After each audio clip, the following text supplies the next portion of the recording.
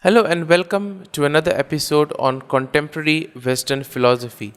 Today we'll take a look at the life of Jean-Paul Sartre. And to do this, we need to take a look at his background and look at his early life education as well as his philosophical formation. Jean-Paul Sartre was born in Paris in the year 1905. Now, his maternal lineage connected him to the renowned Dr. Albert Schweitzer.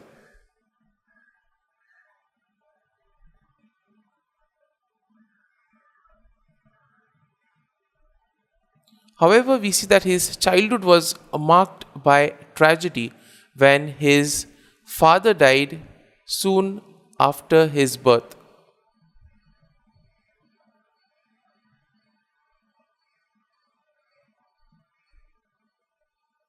Now, this in a way left Sartre's mother along with her young son to return to a parental home where they felt somewhat ignored and merely tolerated. Now, in his autobiographical work Les Mots, which means the words, Sartre reflects on his early years with a tone of irony as well as exaggeration, and therefore this makes it difficult to discern the complete truth of his accounts. Now, at the age of 3, he lost the use of his right eye, but this did not hinder his intellectual growth. He pursued his higher education from 1924 to 1928 at the École Normale Supérieure. And here we see that he began to study philosophy. After graduating, he began teaching in various high schools. He began to teach philosophy in various high schools in Paris as well as in the other provinces in France, and his academic journey laid the foundation for his later philosophical inquiries.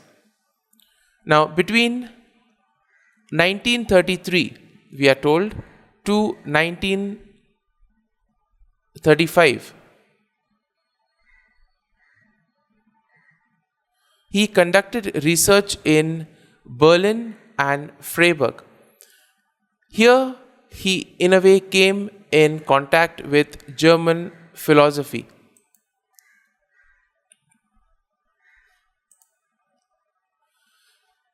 Now, this period was in a way very important for his intellectual development, particularly because he in a way met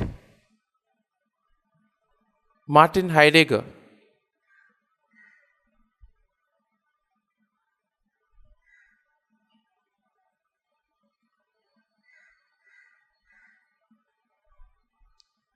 Whose work, Being and Time, in a way significantly influenced him.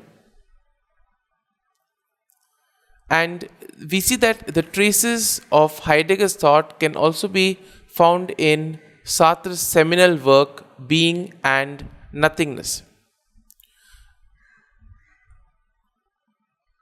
Now, upon returning to Paris, he resumed teaching at the Lycée Condorcet, and here he published his two main philosophical works.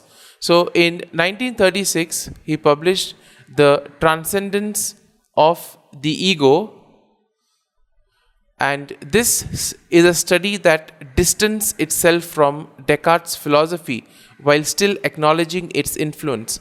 Next, you had Imagination, a critical study, which also was in 1936, and this was an essay that in a way analyzed the nature of imagination as well as perception.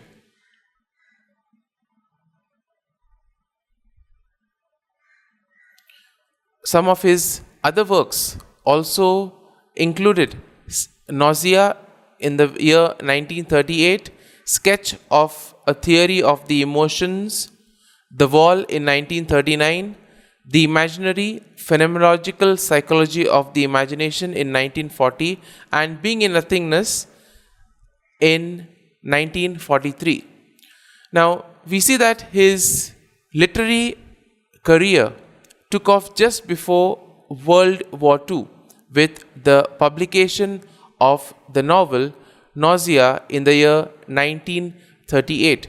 Now, this is a novel that in a way captured existentialist themes of alienation as well as absurdity.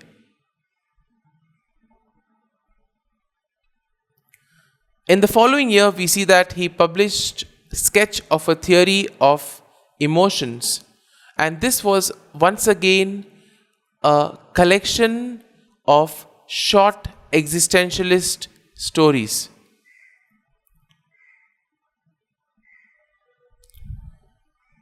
Then you had the publication of The Wall in 1939.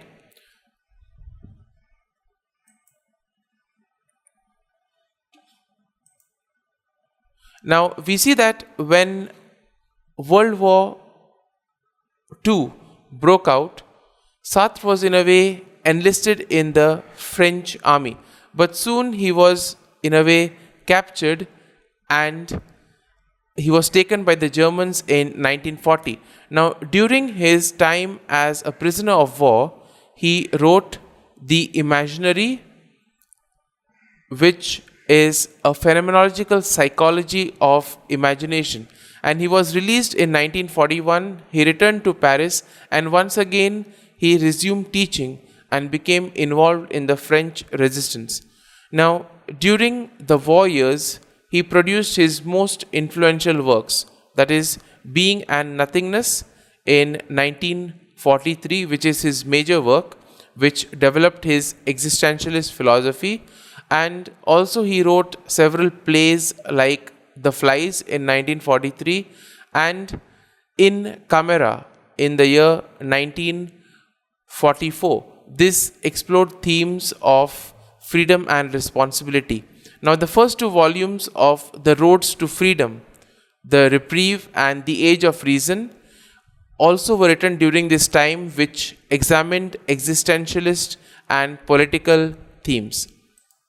Now, when you look at his post-war years, we see that there was a lot of literary success also during this time, as well as there was also political engagement. Now, after the war, we see that Sartre's influence expanded beyond philosophy into literature, politics, as well as social critique. Now, in the year 1945,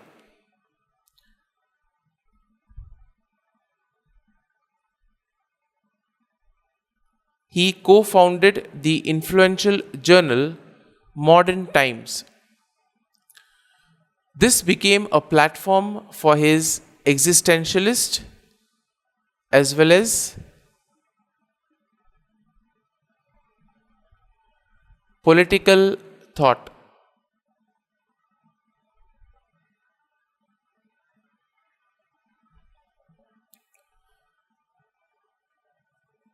His political engagement in a way deepened, particularly concerning Marxism.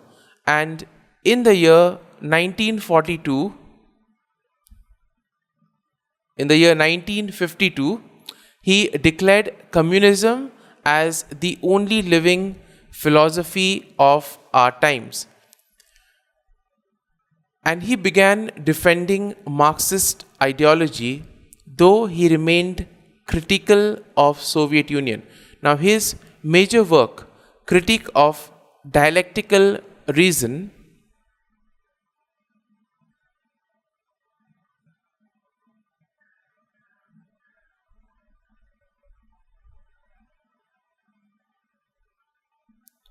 this is something that he wrote in 1960. This attempted to reconcile existentialism with Marxism.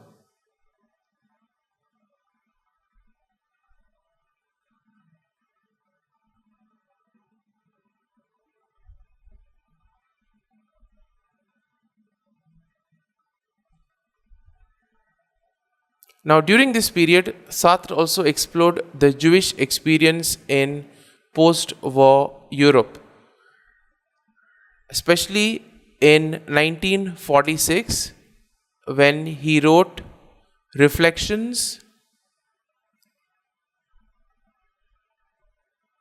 on the Jewish Question.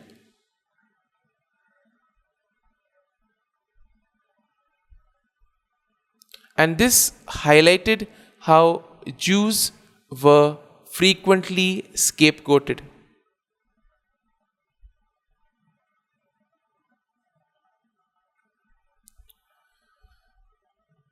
Now, meanwhile, he also continued to publish other volumes like Situations in 1947, 49, 64, which was in a way a collection of philosophical and literary essays. And we see that his major biographical study, that is Jean-Paul Actor and Martyr 1964, was one of his last significant intellectual works. Now, by the 1960s, Sartre was seen as the intellectual leader of the avant-garde movement. He spent much of his time in the left bank cafes in Paris, and this attracted many young radicals. Now, the May 1968 student uprising, which paralyzed Paris, was a defining moment in French intellectual history. Although Sartre had supported leftist movements, even he was stunned by the scale of the protest. Now, we see that as he aged, his health deteriorated. A hemorrhage we see in his left eye almost left him blind, and he struggled to walk long distances. His lifelong companion, Simone de Beauvoir, took care of him, reading aloud to him the books as well as political works. Now, despite his physical limitations, Sartre continued to give interviews and even worked on a film about his life.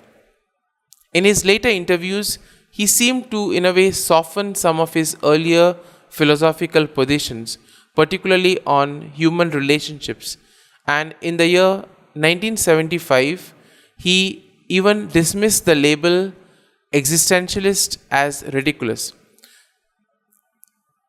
He passed away in 1980, marking the end of an era for French philosophy and existentialism.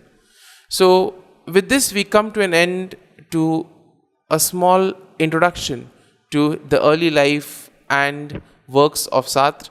In the next lecture, we'll take a look at his thought as well as some of his key philosophical concepts.